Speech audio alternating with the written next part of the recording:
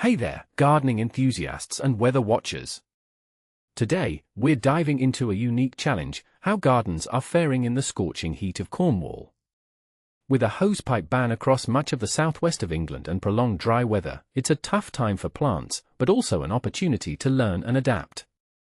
Let's explore how these gardens are coping and the strategies they're employing to keep their green spaces thriving.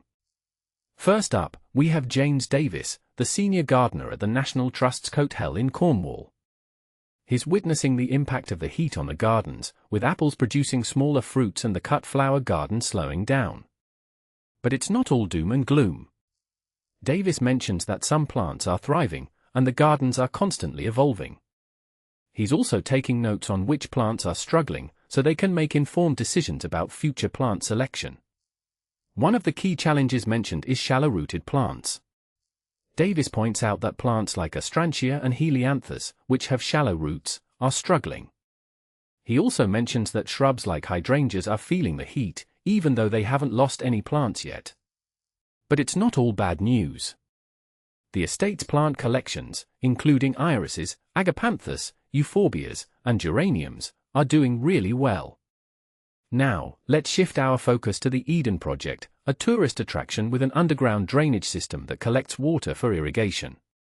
Peter Jones, the director of horticulture, shares that their apple trees are doing well in the drought, but there will be some changes.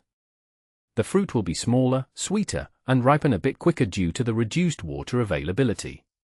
This is a testament to the adaptability of both the gardeners and the plants. Moving on, we meet Adam Carveth, the head gardener at Glendurgan Gardens.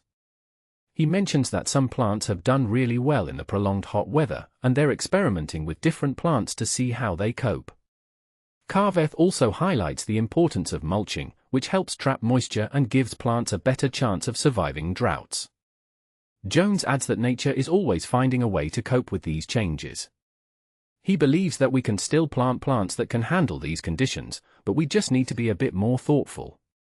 This is a positive story, showing that with the right strategies, gardens can adapt and thrive even in challenging weather conditions.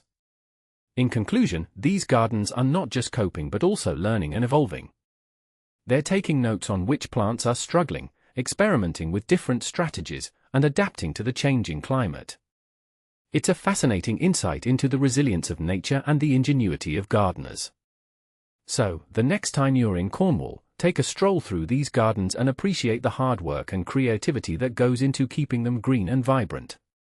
What do you think about these gardens' coping strategies? Have you seen any similar adaptations in your own gardens? Let me know in the comments below, and don't forget to like and subscribe for more gardening tips and insights.